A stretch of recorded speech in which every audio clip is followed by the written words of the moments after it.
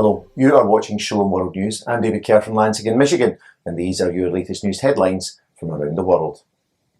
British Prime Minister Liz Truss has announced her resignation after only 45 days in office, thus making her the shortest serving Premier in the history of the United Kingdom. Mrs Truss' decision to quit now paves the way for a second Conservative Party leadership contest in only 4 months.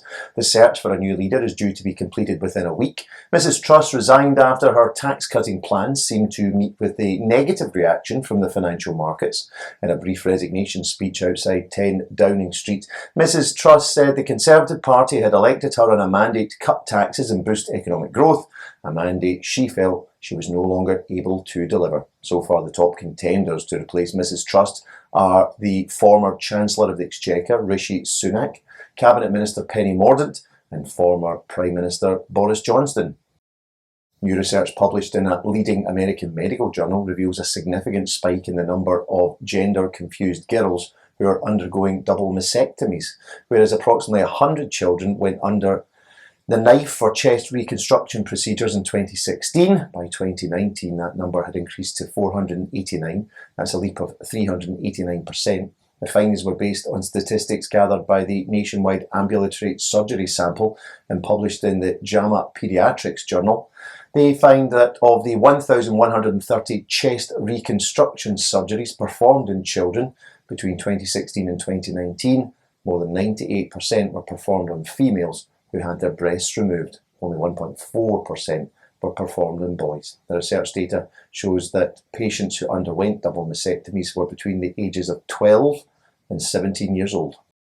Schools in Florida must provide separate bathrooms for students according to their biological sex. That's the decision of the state's Board of Education, who passed a new law making it mandatory for all public and charter schools to provide separate bathrooms and locker rooms for students based upon their biological sex. The new law also mandates that schools should notify parents if they offer bathrooms and locker rooms which do not correspond to the biological sex of students. A member of the US Congress is proposing a new amendment to the United States Constitution that would establish the fundamental right of parents to direct the upbringing, education and care of their children, stating that parental rights are under attack. The proposed amendment has been put forth by Republican Congresswoman Debbie Lesko from Arizona on Tuesday, October the 18th. Under the proposed amendment, the government would not be able to infringe parents' rights to direct their child's education, which includes the right to select private, religious or home schools as an alternative to public education. It also gives parents the right to make informed decisions for one's child within the confines of public schools. Campaign organisations including Alliance Defending Freedom and the Parental Rights Organisation have backed the proposed amendment. According to Emily Kao, who is a senior counsel for Alliance Defending Freedom, the amendment acknowledges the traditional role of parents in their children's lives. A new report issued by an independent inquiry into child sex abuse in England and Wales claims that molesting children is a national epidemic. The probe suggests that an estimated 1 in 6 girls and 1 in 20 boys experience sexual abuse before the age of 16.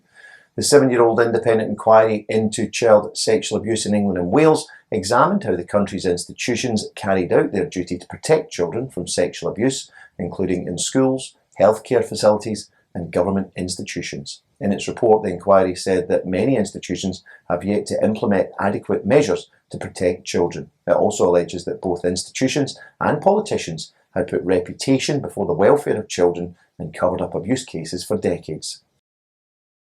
A British parliamentarian has joined hands with the Catholic charity Aid to the Church in Need to launch a petition calling for an immediate end to genocidal killing in Nigeria. During a meeting of the UK Freedom of Religion or Belief Forum, a national body that brings together organisations to advance freedom of religion around the world, Baroness Caroline Cox launched the petition in association with Aid to the Church in Need. The petition says that Islamist extremists are regularly attacking churches and killing worshippers in Nigeria.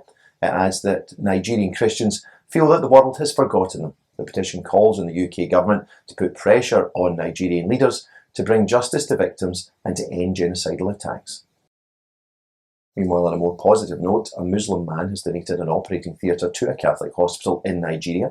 According to local media, Ahmed Raji donated the theatre to the Our Lady Hospital in the Diocese of Oyo. His magnanimity has been praised by the local bishop, who is now urging more citizens to engage in similar acts of interfaith cooperation. During the inauguration of the theatre on October the 12th, Bishop Emmanuel Badejo expressed his hope that Mr. Raji's goodwill would bring about healing in a nation where fundamentalism seems to be on the rise. The Vatican is set to host a public discussion on the Petrine primacy. That's the role of St. Peter and his successors as Bishop of Rome play within Christianity. The discussion will be held at St. Peter's Basilica in Rome between Catholic, Protestant and Orthodox theologians on November the 22nd. The theme of the panel discussion is "On this rock I will build my church," which is taken from the Gospel of St. Matthew, chapter 16, verse 18.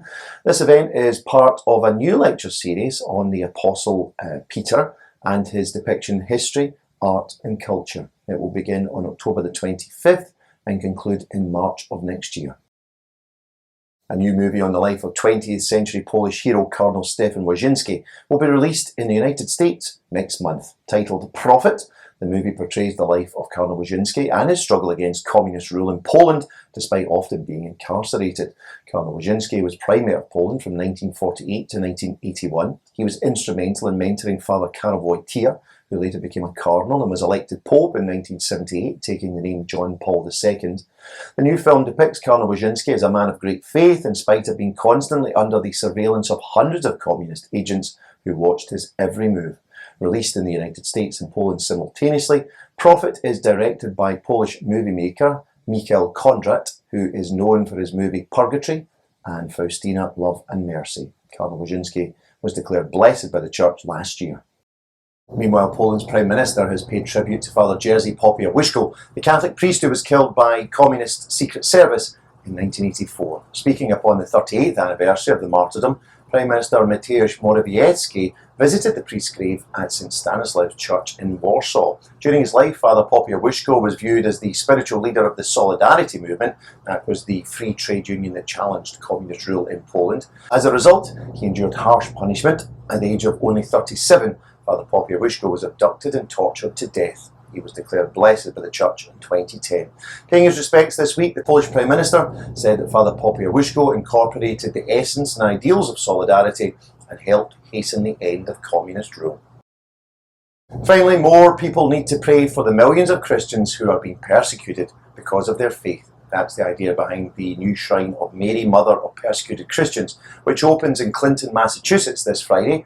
The shrine, which will be the third of its kind in the world, is the brainchild of Father Benedict Keeley, who in 2016 founded Nazarene.org, a non-profit organisation and ministry that advocates for persecuted Christians with a focus in the Middle East. The new installation is to be found at St. John the Guardian of Our Lady Parish in the Diocese of Worcester. Well, that's your latest news headlines for now. Do join us for more tomorrow. You can also join us at swnews.org for news updates. Shalom.